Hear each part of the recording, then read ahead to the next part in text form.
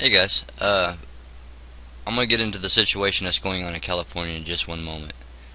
First of all, I just want to say that I'm not sure exactly how you say his name, but Ricky's mad. I think it's Ricky's mad, but I'm not sure. Anyway, he finally got a video up. He's been without power. He's in Long Island over there, and he's explaining how, basically, here, just listen. Right, this road right here, this is Ocean Park, and I understand the ocean blew a hole through this. There's a barrier beach that runs along the South Shore, and then you have the Great South Bay, which is to the right here, and it's another body of water. Then you have the towns to the South Shore from north. Check it out. This runs between Meadowbrook Parkway and Robert Moses Parkway. And so you guys can come over here and listen to his video, but he's okay. He's fine, and quite a while back, right after the hurricane actually hit, and I think within about 14, 15 hours, he had sent a message to me to let me know he was all right, and I was very glad, and very happy to hear from him. And he's living off of a generator. He does not have power. President Obama is not helping, and he goes over quite a few things. And if you want to come watch the video, I'll have his link specifically to this video. If you just want to come watch it, he kind of gives you an idea of what's going on over there, guys, and the truth of what's really going on over there. So it's just an update video. It's not very long. He's living off of a generator. He's able to catch the news and that kind of stuff using his generator and so forth. But explains a lot about there was 90-mile-per-hour winds and such like that. And so if you just want to get that, that's cool. So, anyways, glad to hear from him. Glad to see he got a video out finally.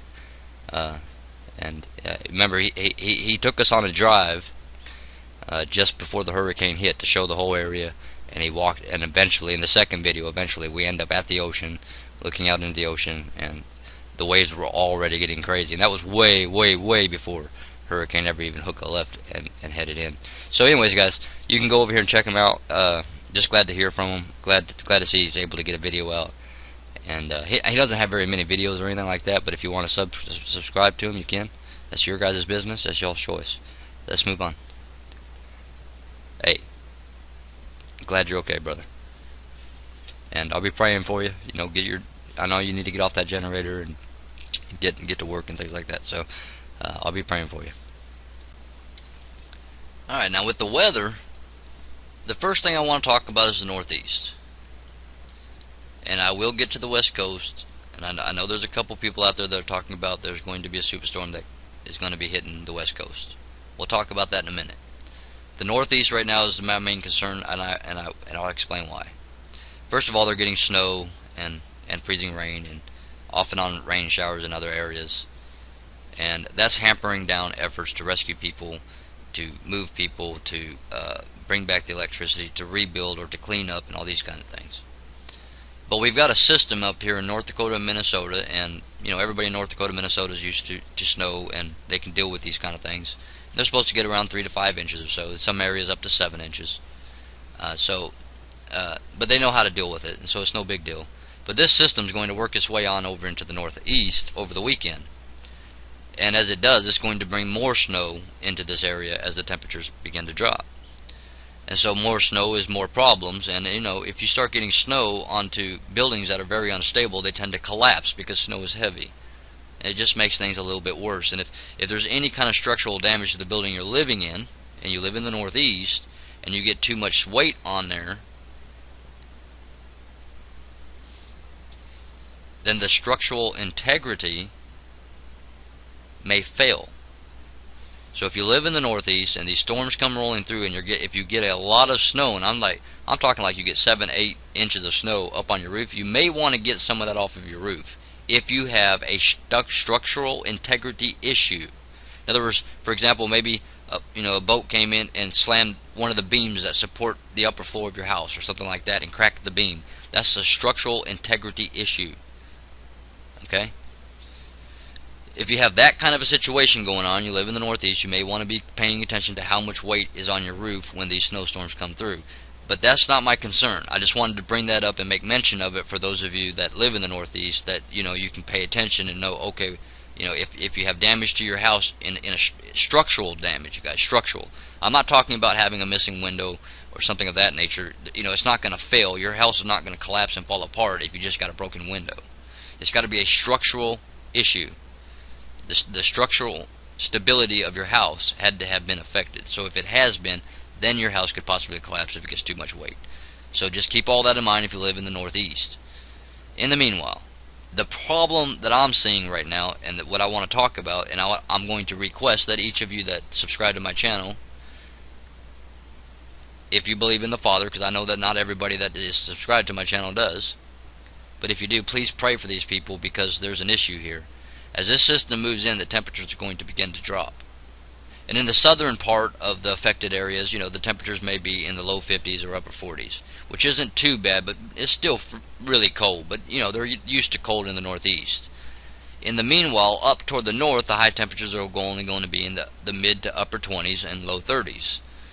But the problem is when night comes in. When night comes in, you're talking about temperatures in the southern part of the affected areas, the nighttime temperatures being right at or around freezing, or just below freezing. And up into the north, you're talking about teens and even in some cases single digits. And some of these people do not have electricity whatsoever. And some of these people haven't even been rescued yet. Now, you may want to argue with me on that, and that's fine. But what I would suggest is that you go listen to the people that are there, to their videos, and listen to what's going on up there, so you know the truth of what's happening up there. Okay? Just because Obama said search and rescue is complete doesn't mean that they're not still doing search and rescue, guys. There's still a lot of people that they have not reached.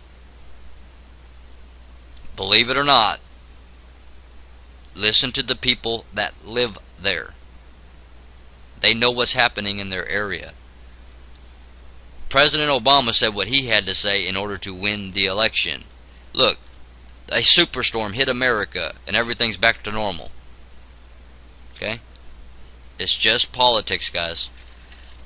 So please pray for those people. That's a serious situation, guys. When you're dealing with freezing temperatures, if you have no electricity and no access to a blanket, for whatever reason, you're probably not going to make it when it's in the single digits, or teens, or even in the 20s, if you don't have some way to protect yourself and your body from losing its heat.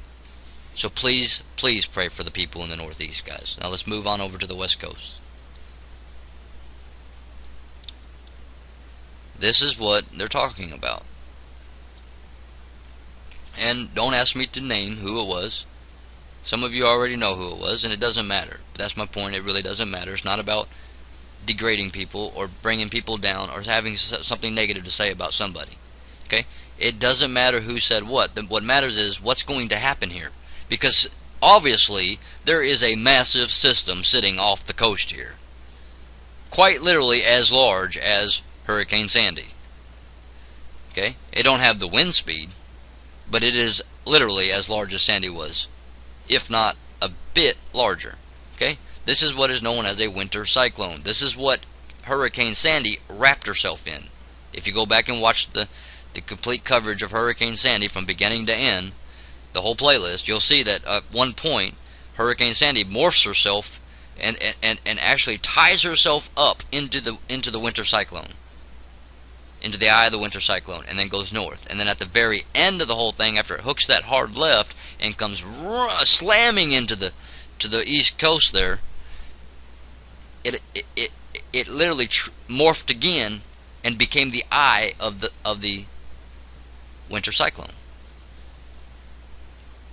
That's literally what took place over there, and it followed all of the steering mechanisms, all of what I call the models, the high and low pressure systems, as well as the jet streams. So the question is, do we have a superstorm getting ready to hit the West Coast? Or what exactly is going to happen? We need to know, because we may need to get a heads up out there pretty soon if this thing is literally going to be hitting the coast. So let's take a look. So here we have what I call the models map. It's the steering mechanism. It's the low and high pressure map. It's just a pressure map. Here's the system. and it's obviously quite large. In fact, it's as large as the one that's over here affecting this area, which has been under very cold temperatures, a lot of snow and rain, and all sorts of different things going on over here. Literally from rain to snow. I mean, there's everything. Just like we had over there in the Northeast, they got the same thing, just not with the winds. But they do have some pretty significant winds going on in there. As you know, especially if you're up in this area, look how close together the lines are. That means there's very strong winds in that area. Over here, obviously, you know, there's winds, but they're not extremely strong like they are right here where they're all tightly knit together. Okay? So, anyways, you can see that there's two very large winter cyclone systems on this planet right now in the northern hemisphere. And then here's your normal size winter cyclone, and here's your normal winter size cyclone, and here's your normal winter size winter cyclone size. Same thing down here. This is not size of a normal winter cyclone. Now down there it's not winter, obviously. Now, but again, that's just for size to give you an idea of a regular size winter cyclone. That's just the way they've been for all the years. And then in the last 3-4 years, these winter cyclones have grown in scale that it's just incredible with how big they get nowadays. I mean, that is huge, guys. That's as big as, I mean, here's the whole northeast area that got hit right here. And this thing's what, this big? So let's take a circle here, this size, and let's stick it over here on the northeast to give you an idea how big it is. Okay, I won't be able to see it till I render the video, so I don't even know. But I'm telling you, this thing is literally, you know, right up here is Maine. So we'll stick it. We'll put the upper edge of it up in Maine because that's where the upper edge of Sandy was, and we'll see how far south it goes. And let's get a comparison, just to give you a scale size or a scope, how large this thing is. So the question is, what's it going to do? Where's it going to go? Because this thing's massive. First thing we need to do is we need to look down here and we say, okay, to its south we've got a high pressure. Which way does a high pressure turn? Obviously clockwise. It follows the same direction as a clock. So it's going this way. So which says that it wants to pull the system to the northeast, right? You come around. The winds that are up here are turning northeast, right? So that's the direction that this high pressure says it should go. Or if it moves fast to the northeast, it'll get on the northeast side of the high pressure system, which will send it south, straight into the United States. So Canada would get hit and the United States would get hit. According to that steering mechanism, that's exactly what's going to happen. Then we got to take into account that it's attached. This high pressure is attached to this high pressure. And this high pressure is attached to this giant high pressure right here. And this giant high pressure has 3 high pressure spots in it. So this is a very powerful high pressure system up here. But all of this acts as one solid high pressure system.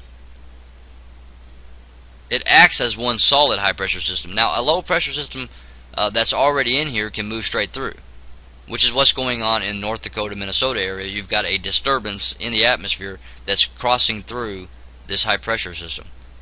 Literally it's crossing through, getting on out of here, trying to get out of that high pressure. The high pressure expels bad weather. It pushes it away. That's why you got sunny skies and droughts, because you're stuck under a high pressure dome.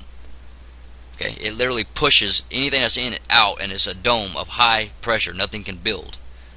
Okay, so you got one giant high pressure system, which gives this storm only one direction to travel, and that's north, northerly or northeasterly, but northerly mainly.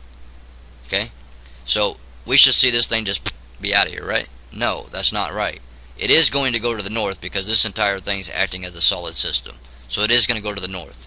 Problem is you got a high pressure here too, which is also turning clockwise. Okay, here's the other half of that high pressure is over here. Okay, so it's turning clockwise like this. So on this side of the storm, it's trying to push the storm to the south. Okay, come around to the south, come around to the south. Okay, so what's going to happen is it's going to move north, but it's going to be buffered by this high pressure, which is a lot weaker than this setup here. And it's literally going to get buffered by it, so it's going to gradually move to the north. Slowly move to the north over the next day or two. Just very slowly move north. It's going to go into Alaska. So if anybody needs the heads up, it's Alaska. Okay? And you remember what happened in the Bering Sea last year. Storm of the century. Remember that? Another superstorm. 75+ mile-per-hour winds in the middle of winter. Guys, it shut the Bering Sea down. That now makes a total of 4 superstorms: Snowtober, Hurricane Isaac, Category 1, Hurricane Sandy, Category 1, and the storm of the century in the Bering Sea last winter that completely shut down the Bering Sea. All of the lobster boats, all shrimp boats and all that kind of, or crab boats and stuff, they were all had to go to dock. The Bering Sea was shut down by this system. The entire Bering Sea. Powerful, powerful system. Anyways, it's going to get buffered by this high pressure system, so it's going to very slowly move north. It's going to go through Alaska. So if you live in Alaska, you're already feeling its winds, and the eye is slowly and gradually working its way to you, as well as parts of Canada. If you live in those areas, heads up, powerful system rolling through. Very powerful system. Thankfully, it's not that populated up there, even though it is populated quite a bit. So what's going to happen here? Well, obviously, it's going to be moving to the north very slowly because it can get buffered. And in the meanwhile, this low pressure system that's down here is also being affected. Now I done forgot what I was saying. Oh, also being affected by the superstorm right here. And again, it's turning in a counterclockwise position because it's low pressure. It always goes counterclockwise against the clock. So it's going to want the storm to go to the northeast. This winter cyclone here. In the meanwhile, you've got high pressure to its southwest or southeast, and it turns clockwise, the same direction as the clock. So it wants it to go northeast. So this system up here is going to gradually move to the north into Alaska, Canada area.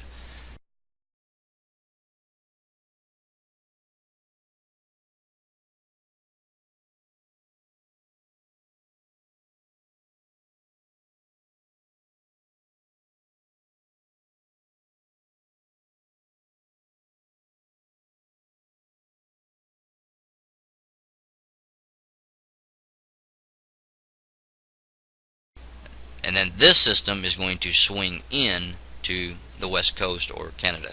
So that's basically the weather patterns, and that's basically how things are going to turn out. Okay? So there should not be a superstorm hitting the west coast. Shouldn't be.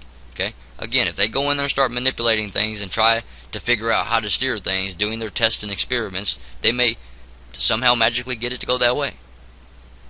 But according to the model, according to all the system steering mechanisms, that superstorm there should be going into Alaska. Should be. So we'll keep an eye on it, and we'll make sure of that, and we'll see how it turns out. Okay, again, guys, we forecasted Hurricane Sandy from down here as it was forming to go straight up along the east coast. I mean, that's just where it was going, and a slight chance of it going out to the east coast because of the low pressure that was parked way out here that was very, very weak.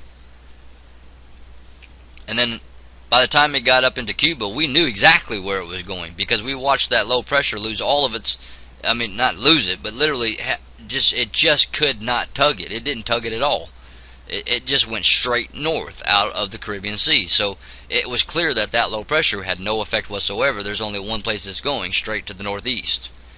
So, I mean, it didn't take long to figure that one out. And it's all based on the models. You had high pressure, you had a low pressure down in the Gulf, which turns counterclockwise, which means it had to go north.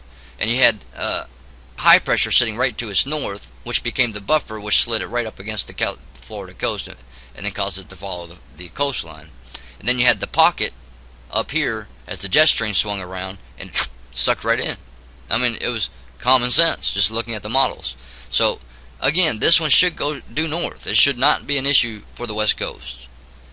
But we will go ahead and keep an eye on it just to make sure. Okay? So, and if it does start to go to the southwest or southeast, we'll definitely put a heads up for California and Canada. So I love you guys. Get in the Word, stay in the Word, and get the Word in you. And be at peace, man. Seriously, it's okay. Father is literally in control, and it's going down exactly like He said it would.